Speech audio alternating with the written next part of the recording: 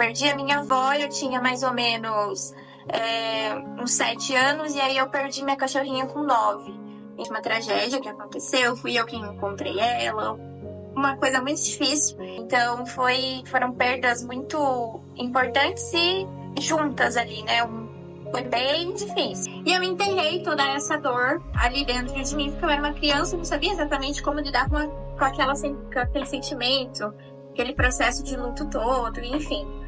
E aí a vida foi passando, né? Eu fui guardando aquilo ali dentro de mim ainda. Eu prometi pra mim que eu nunca mais ia falar sobre morte, sobre perda, porque era uma dor muito grande. Aí o que aconteceu foi que, conforme eu fui passando a minha vida, né? Enfim, na adolescência eu comecei a fazer terapia, né, por questões geral de adolescentes, né? E aí quando eu comecei a fazer terapia, eu comecei a olhar para aquela pessoa e falar, peraí, tem alguma coisa que mexe com o meu coração, né? E aí eu fui identificando que desde muito tempo eu sempre fui uma pessoa que cuidava muito do outro, que se importava muito com o outro. E aí eu decidi fazer psicologia.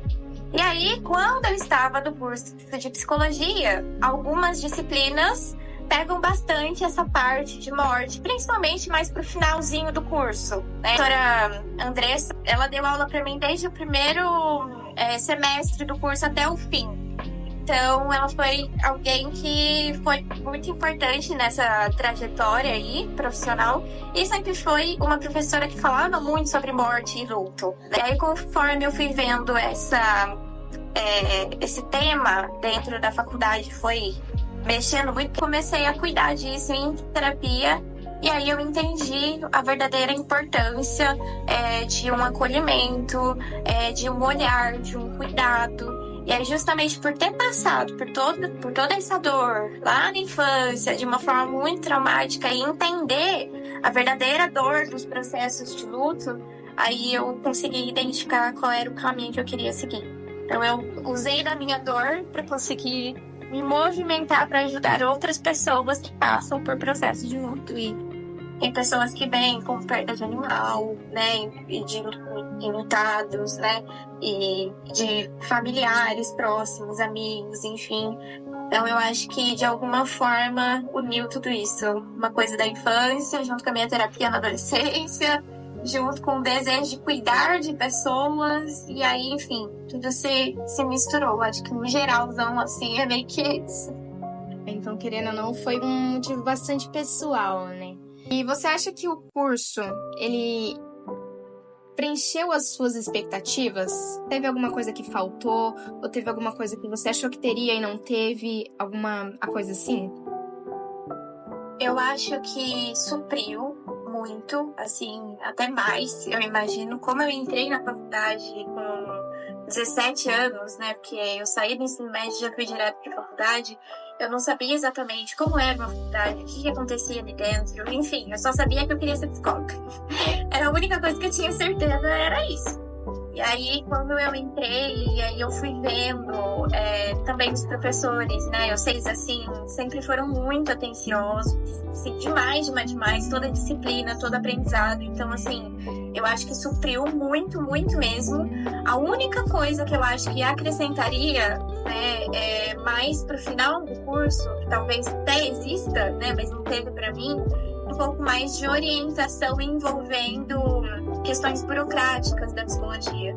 Então, quando a gente sai do curso, a gente não sabe exatamente o que faz, como que eu vou atrás dos meus RP, como é que eu lido, quais são os impostos que eu tenho que pagar, o que acontece. Então, acho que essa é a única coisa que eu acrescentaria dentro da grade, mais parte burocrática mesmo. Mas em relação a estudo, as outras coisas, né, todas as disciplinas, foi muito bom, assim, muito positivo. Não tem o que reclamar. E é assim, né? É a base. Não tem como sair sendo psicóloga sabendo de todas as especialidades. Então, sim, assim como eu fiz, eu tive a minha base e aí eu fui para uma pós-graduação para uma área que eu me identifico mais, que é o luto, né? Hoje eu participo de um grupo de estudo de gestalt terapia, porque dentro da psicologia eles tiveram que dividir ali, então não tem como, né? Então, eu acho que é a base e é uma base boa, pelo menos no momento que eu estava estudando, foi positivo para mim. Sim, até porque o leque, né, de abordagens, de possibilidades, né, é muito grande dentro da psicologia. Você tem que procurar, assim, um ponto de partida, né? Você citou que algumas matérias, que mais pro final do curso, que te influenciou a escolha do luto. Mas teve algo que marcou você nessa parte? Alguma matéria em específico? Ou até mesmo dentro dos estágios que você fez, né? Que são os estágios obrigatórios. Teve alguma coisa que marcou nessa parte? Os seus estágios influenciaram você nessa escolha? Ou também não teve? Eu acho que o central, assim, foram 3. Né? Primeiro, uma disciplina de técnicas em abordagem feminista, não lembro qual que era o nome exatamente, mas era uma dinâmica que a Andressa fazia, a gente ia atender um ao outro ali, né? Enfim, talvez vocês até passem por isso em algum momento. Ali foi quando eu entendi qual era a abordagem que eu queria seguir. Então, foi muito importante para mim na minha jornada mesmo profissional. Aí, em relação ao tema luto dentro da minha profissão, foi a psicologia da saúde, né, que é a psicologia hospitalar, que a gente foi ver muita coisa envolvendo o hospital, envolvendo oncologia, cuidados paliativos, e aí foi onde eu comecei a ter um contato maior com a morte, né? E aí depois eu fui entendendo um pouco mais do processo de luto, e aí teve o estágio obrigatório da saúde também, né? Então, foi algo que também mexeu ali comigo. Eu falei, não, é esse caminho mesmo que eu quero seguir. E aí, no meu TCC, eu já fiz também, a gente estava na pandemia, então meu TCC foi sobre os processos de lutos dentro da pandemia da Covid-19, utilizando ali a teoria motivacional do coping. Então, acabou que a gente foi unindo uma coisa na outra. Eu acho que foi aí que eu fui parar nesse lugar. Acabou encaixando, né? Legal, legal. E quando você saiu da faculdade, você foi dar início à sua carreira, você encontrou alguma dificuldade? Algum desafio que você enfrentou? Eu acho que, na verdade, o principal desafio é a desvalorização dos convênios, né? Então, quando você sai, você não tem um paciente. Não tem como ter. Você acabou de se formar, né? Mas para quem vai para a área clínica, eu vou falar porque foi pro lugar que eu fui, né? Eu sei que se você for para uma empresa ou coisa assim é diferente. Mas aí, como é que eu tenho experiência, eu vou ir para esse lado. Sim. Quando eu me formei, eu não tinha pacientes particulares, né? Tive algumas indicações, comecei cobrando do valor social, né? E comecei em clínica de convênio. Então, o maior desafio, na verdade, era a questão de desvalorização, porque eu lembro que eu recebia R$10 por atendimento, né? Então, assim, R$10 por atendimento é pouco mais. Aí, depois, eu mudei para uma outra clínica que me pagava mais. Eu recebia 16, né? Então, assim, é uma coisa... O convênio que pagava mais caro pra gente era R$21, assim, era 1.000, né? Então, assim... é muito difícil. E quando você vai começar no convênio, você tem que ficar 2 meses sem receber. Então, você dá a entrada no aluguel, você está pagando aluguel sem receber nada. Então, tem que ter todo um investimento ali, que no começo, enfim, contei com a ajuda de pessoas próximas a mim. Por favor, pague pra mim pelo menos o aluguel desses 2 meses, depois eu vou te pagar quando eu receber. Então, assim... foi um desafio tanto assim, né? Porque eu decidi ir pra clínica e era o que eu queria. Então, assim, se eu fosse pra um outro lugar, certo.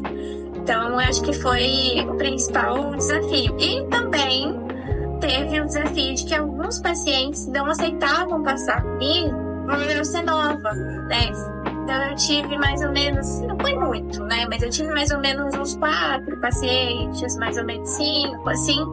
e começava a passar comigo, depois falava, olha, desculpa, eu não quero mais passar com você porque você é muito nova, parece que você não tem muita experiência, assim, o seu rostinho é de criança. E eu tava tipo, não, tudo bem, então, né? Então acho que acaba sendo até meio que um preconceito, né? De que ela não deve saber nada. E eu falando, horas na faculdade, estudei muito pra estar aqui, meu amor. A vontade de falar era essa, né? Mas a gente faz cara de paisagem e respeito.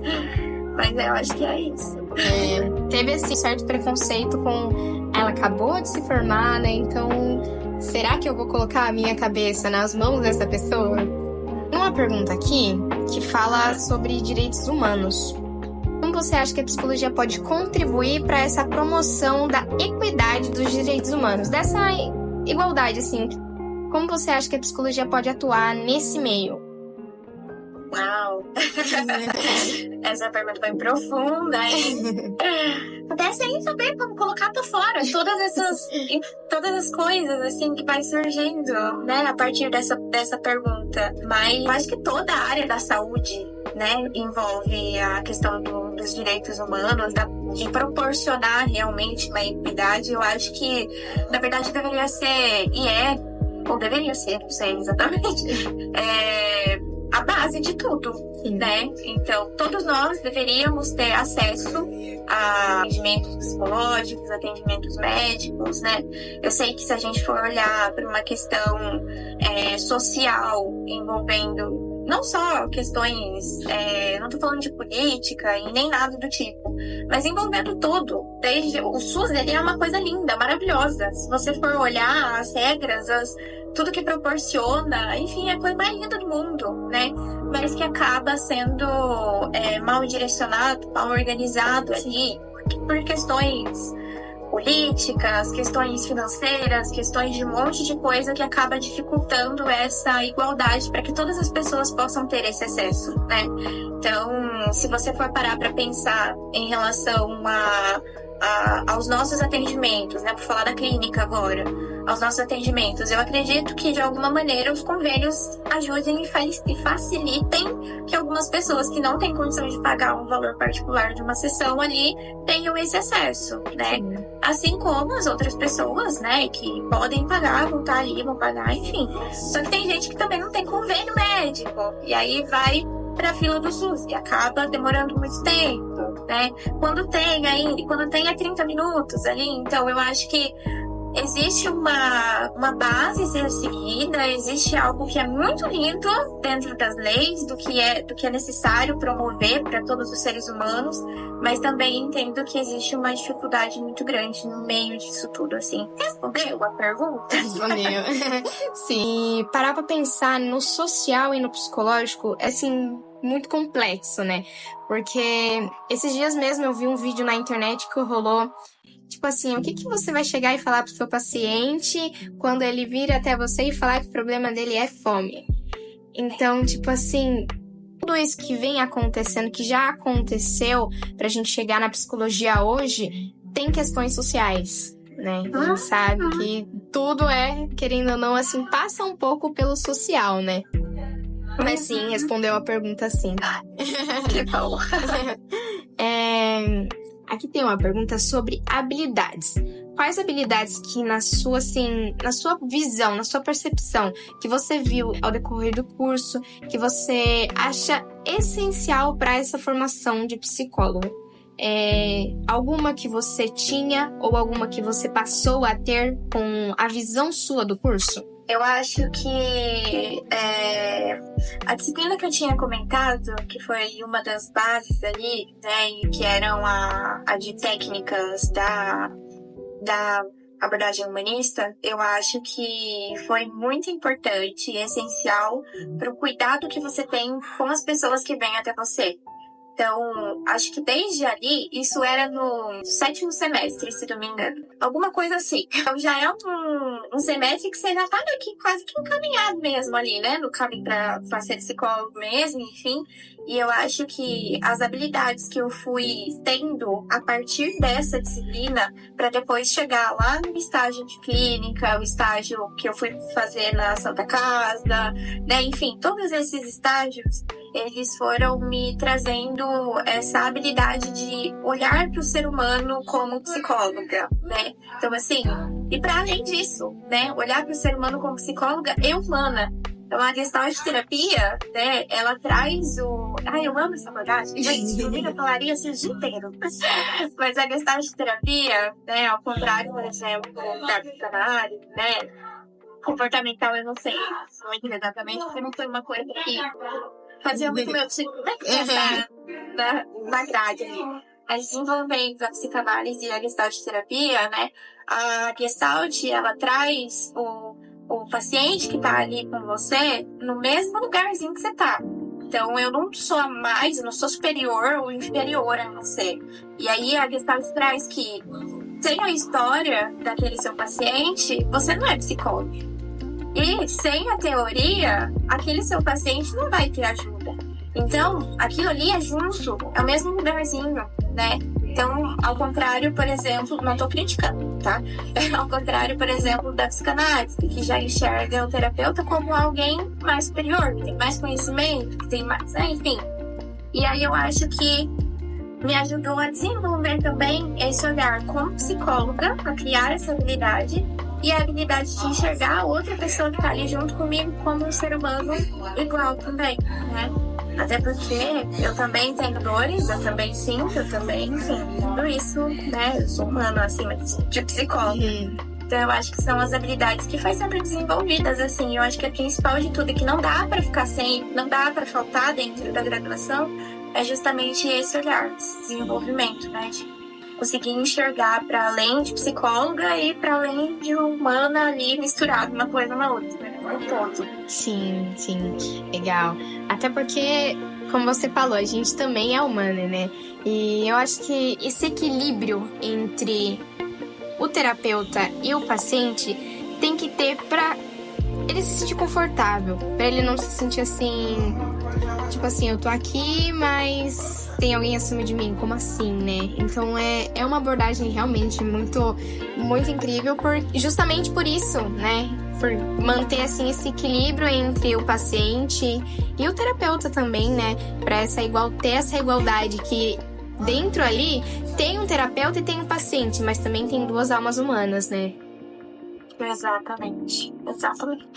Conselhos que você daria para nós que estamos agora ingressando primeiro semestre, que você acha que dá pra gente se assustar daqui pra frente, ou dá pra ser mais tranquilo?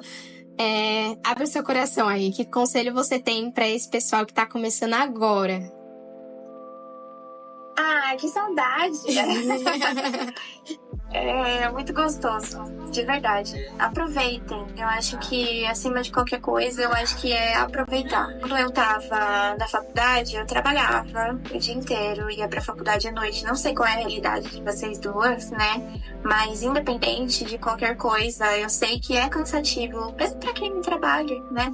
É cansativo ser estudante, é difícil, a gente tem muitas disciplinas e muitos trabalhos e muitas provas, e eu sei que é cansativo vai, mas depois dá muita saudade. Sempre que eu sou chamada pra missa por algum motivo, eu entro assim com meu coraçãozinho de ai, que gostoso, foi horrível, mas que delícia que foi. Então, um misto de emoções, sensações. Eu acho que só vivam, né? Vivam o que vocês têm agora. Eu sei que existe uma ansiedade muito grande, né? De, eu quero me formar logo, eu quero aprender logo, né? Ou eu quero, enfim, qual seja a área. Se tem uma coisa que a Gestalt terapia ensina pra gente, é o aqui e agora, né? O momento presente. E que todas as coisas que vocês estão fazendo agora vai ser uma sementinha que logo vocês vão colher os frutos, né? Então, só aproveitem bastante, né? Tudo que vocês puderem fazer de extensão, de projeto, isso ajuda demais. Eu gostaria muito de ter feito mais, né? Durante a minha graduação, é que acabava que realmente por conta do trabalho, eu precisava trabalhar, né? Precisava pagar as coisas ali, então acabava que eu não conseguia fazer tanto que eu gostaria de fazer. Mas aproveitem o máximo projetos, estudem muito todos os professores, perguntem, não deixem de perguntar. Como eu cheguei na faculdade assim que eu saí do ensino médio, então eu ficava bem acanhada, tinha vergonha, né? Aí quando começou a chegar lá pro final, eu já tava apresentando trabalho, já tava falando horrores, né? Então a gente vai se adaptando também a esse universo acadêmico. Sim, só aproveitem. Uma dica de uma estudante que deixou as eletivas pro último ano. Façam agora, no começo. Gente do céu, pelo amor de Deus, não escute nisso. Eu não escutava as pessoas que falavam isso. Bobagem. Façam agora, não deixe pra trás. Anotado. Também que você faz parte de um grupo de estudos, né? O que tá sendo pra você essa parte, assim, que você tá procurando estudar? após a formação, já estando na área também? Eu acho que eu vou mantendo, né? Mantendo supervisão ajuda bastante, né? A minha supervisora, que inclusive é a Andressa ainda, desde a faculdade. Então, assim, adotei essa professora pra mim. Ela fala que eu sou filha acadêmica dela também. Então, a gente tem um vínculo ali. Então, supervisão, né? A supervisão ajuda, indicações de livros das pessoas, grupos de estudo, como eu disse. Então, eu participo de um grupo de estudo da questão de terapia. Já participei de um grupo de estudo envolvendo questões de autoestima, autocuidado, né? Já participei de um grupo de estudos também falando sobre psicopatologias, né? Então, assim, tem um monte de coisa, grupo de estudo de luto. Então, eu sou uma pessoa que gosto bastante de grupos, né? Eu acho que eu consigo absorver mais. Então, eu vou a partir de grupos e cursos, né? Cursos, se você vai comprando, vai fazendo e não tem pra onde fugir. Vai ter que estudar, do mesmo jeito. Não tem como. Verdade. Agora, uma curiosidade minha. Você pretende, assim, fazer um mestrado, um doutorado, assim, além da pós? Você já fez a pós, né? Tipo assim, você quer, assim, continuar nos atendimentos com o luto e com a Gestalt? Ou você pretende ir além? Olha, eu sou uma pessoa que tem muitos projetos na minha cabeça, né? O difícil é conseguir separar o tempo para pensar e colocar no papel todos eles, né? Eu tenho vontade, sim, de fazer mestrado, tenho vontade de fazer um doutorado também. Por agora, né, eu tô me mantendo mais atualizada dentro da clínica por conta dos meus pacientes mesmo, né? Enfim, estão participando desses grupos de estudos, né? Pretendo continuar, sim, atendendo em clínica, né? Que na verdade não é nem clínica, né? Eu atendo só online desde agosto do ano passado. Todos os pacientes são particulares, né? E aí eu atendo só online pela preferência da maioria mesmo. Mas eu pretendo continuar com os atendimentos normal, mas o mestrado sempre foi algo que eu quis fazer. É que parece que passa devagar, né? Mas passa muito rápido, 4 anos já que eu me formei, e eu fico às vezes tipo, como assim? E em questão, assim, de artigos, ou um livro, ou criar uma própria abordagem, assim, você tem alguma ideia, já tentou, já quis, assim, algum projeto, alguma coisa que você tenha em mente? Eu faço bastante grupo terapêutico, né? Então eu tenho meus grupos terapêuticos, as minhas rodas de conversa, que foi eu quem fui criando toda a estrutura do grupo, né? Enfim, todas as técnicas, as dinâmicas sendo aplicadas ali. Em relação a livro, eu não pensei nisso, pra ser bem sincera, assim, não é um projeto para agora, mas eu acho muito interessante, muito legal, né? Em relação à abordagem, né? Esse outro olhar, eu não consigo me imaginar fazendo isso. Artigo, eu tenho já um artigo de um projeto que eu fiz, inclusive foi com a Andressa, depois de formada. Então, a Andressa gente, essa mulher aí tá junto comigo. Então, assim, a área da pesquisa também tem um pedacinho do meu coração. Então, por isso, inclusive, que eu acho que devem ter passado. Deve ter sido a Andressa que passou o meu contato. Olha, provavelmente. Mas, enfim, Coelhinho, foi muito bom esse papo que a gente teve. Muito legal a sua trajetória, os seus motivos, a forma que você se insere hoje no meio de trabalho, né? Que é uma forma que você se identificou, né? Também sempre atualizada, você falou uma coisa que tipo assim, você se mantém atualizada pelos seus pacientes. Isso é uma coisa legal porque, que nem você falou, você tá sendo ali uma humana, porque a gente tem que ter. Sem dúvida, a gente como psicólogos e como humanas, a gente tem que ter esse cuidado, principalmente porque a gente sabe exatamente ali a necessidade que ela tem, né? Então, esse cuidado com os pacientes que você tem, muito lindo. Sempre continue assim, né? Esse papo foi muito bom. Foi um prazer imenso conhecê-la, conversar com você. Espero que não fique por aqui, que a gente pode bater mais papos. Enfim, muito obrigada mesmo por ter aceitado esse convite, por ter participado. Obrigada. Imagina. Obrigada mesmo, de verdade. Muito especial também estar aqui, né? Eu acho que tudo que envolve a Uniso, a psicologia, enfim, projetos, pesquisa, enfim, meu coraçãozinho fica quentinho de poder ajudar. Então, eu que agradeço. Obrigada a vocês pela oportunidade de estar aqui. Mas, enfim, sem um atendimento agora, né? A gente vai deixar Vou correr lá. Tá bom. Muito obrigada, viu, Ellen? Foi um prazer. O prazer foi meu. Se cuidem, meninas. Um Igualmente. beijo. Beijo. Tchau, tchau. Eu também.